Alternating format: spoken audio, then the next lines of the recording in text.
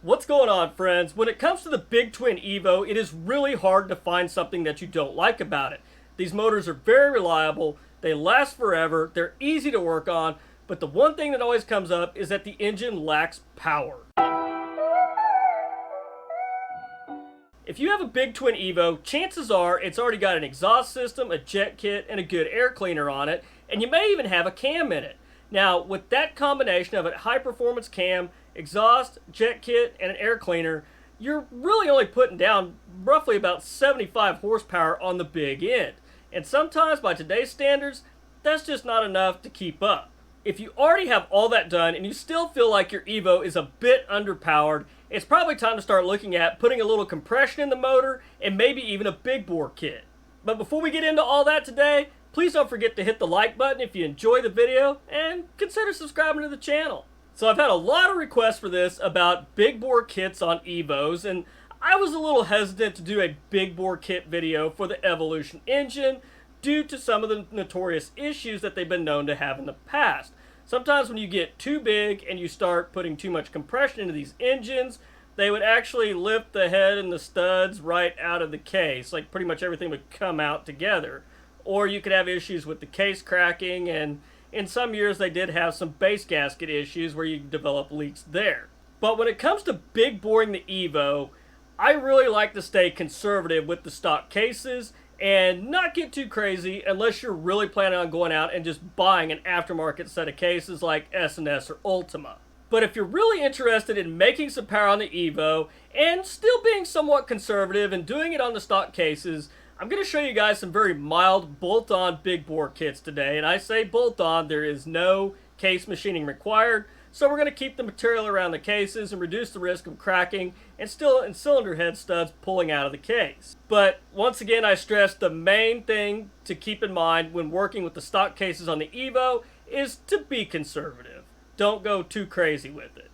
Now, of course, if you want to keep your Evo 80 inches and just freshen up the top end, there are a lot of good, decent, drop-on, just complete stock rebuild kits out there that come with cast pistons. V-Twin Manufacturing makes an excellent kit for about $500. It's going to give you brand new Evo cylinders and a set of cast 8.5:1 compression pistons, which is the stock ratio. This is the most safest route when it comes to your Evo with your cams, but once again, we're not going to get too crazy with these today. But I am going to show you how to make well over 75 horsepower in your Evo, and if you're willing to do prepared heads, you might even be able to push 100, although that's kind of pushing the limits in my opinion of what the cases would handle. So the first kit on my list today is from V-Twin Manufacturing.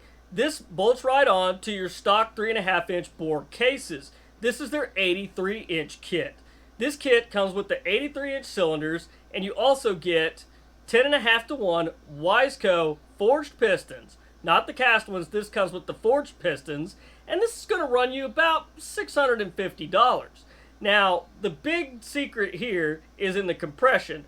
The bore, well, having an 83 cubic inch, that's kind of negligible, but the 10.5:1 compression pistons are going to be a huge bump on your bike's performance. Now, just to give you guys an idea of what the 83-inch kit can do at 10.5:1, I'm going to show you this 80-inch with a wood W6 cam in it. This is an excellent Evo cam. And guys, look at this. We are getting 83.6 horsepower on top, but that's not the real story. The real story here is this 95.7 foot-pounds of torque. And look how early this comes on, just over 2,000 RPMs. We're going straight up. And I mean, look at the torque. As I said, the torque is the real story here. The torque jumps way up here to over 80 foot-pounds. Takes a dip, but while it's dipping, this horsepower is just climbing on this. Now you got to imagine this on a touring bike, you're loaded down, you're running an Evo. This is what you want right here, this nice big pull right when you get going. This will pull you up that interstate on-ramp, no problem. So guys, that's just an 80-inch Evo with the W6 cam in it at 10.5:1 compression.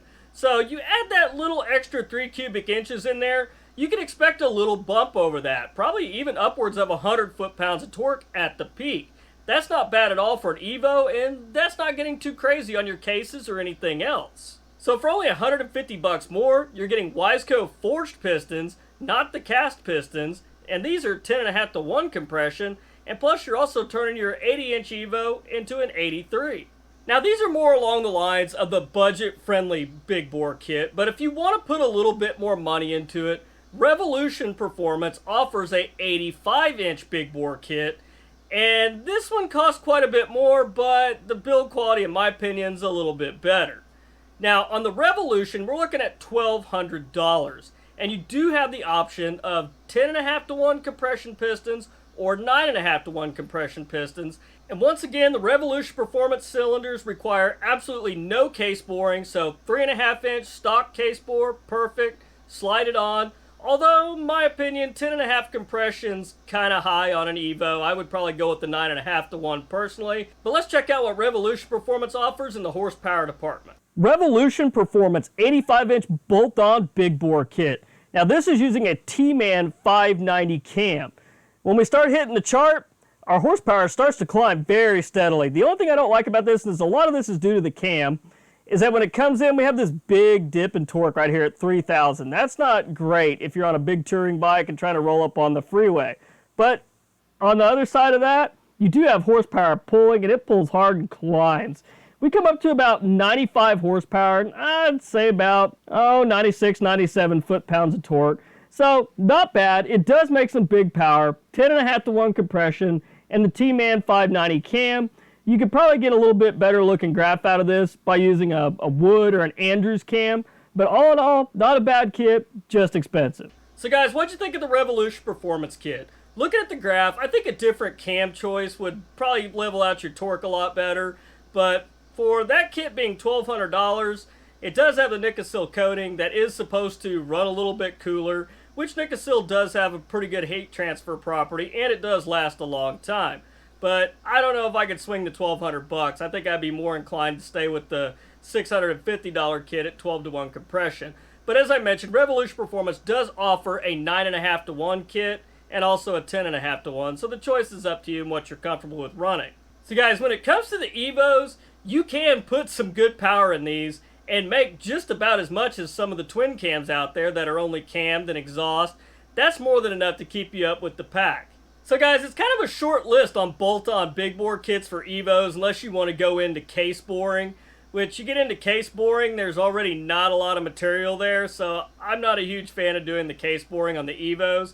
But if you do want to get a little more cubic inch out of them, either one of these kits is a good way to go. But for the most part, it's going to be made up with compression. So if you wanted to get just a basic rebuild kit or a new set of cylinders and put 9.5 to 1, 10 to 1 compressions in there, with a good cam, you should be pumping up right about the same numbers. But I know some of you guys, you get a few extra cubic inches. That is going to mean a little bit more on torque and maybe a little bit more up on top.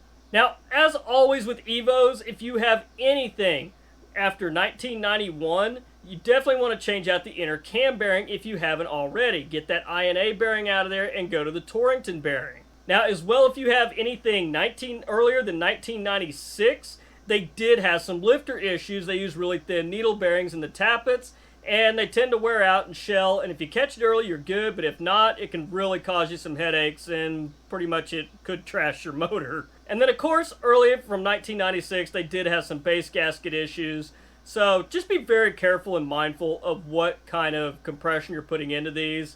If you have anything 1996 and earlier, just my opinion, I would stay 9.5 to 1 and below. Maybe 10 to 1, but I wouldn't go over that. Now, if you have anything 1996 and up, those were some of the best years of the Evo. You can pretty much do anything you want to them, although still I'm a little leery of the stock cases, so I would stick with just the basic bolt-on kits. But if it's a 1996 or later, I would feel okay putting 10.5 to 1 compression in one. So guys, if you're really looking to get a little more than 75 horsepower out of your Evo, you want to get up into the 80, 90, closer to the 100 range, it can be done with just a little bit of compression. Then if you want to do some mildly prepped heads on there, that's going to give you just that much more closer to 100. Now, definitely on the Evos, I really like to keep them under 90 horsepower. So if you're not doing prepped heads, just running 9.5 to 10.5 to 1 compression and a decent cam, that'll put you in the mid-80s to low 90s. Now, trust me, on an Evo, that's going to feel like a rocket ship. But anyhow, guys, if you were looking to put some more power in the Evo, don't be scared of it. Just be aware of the year of the bike, and just be conservative when it comes to hopping it up. But anyhow, guys, that's all I've got for you this week. I want to thank you for stopping by, checking out the video. I appreciate everybody watching. But until next week, you guys ride safe, dodge those cars, and I'll catch you guys back here next week with a brand new video. Thanks for watching.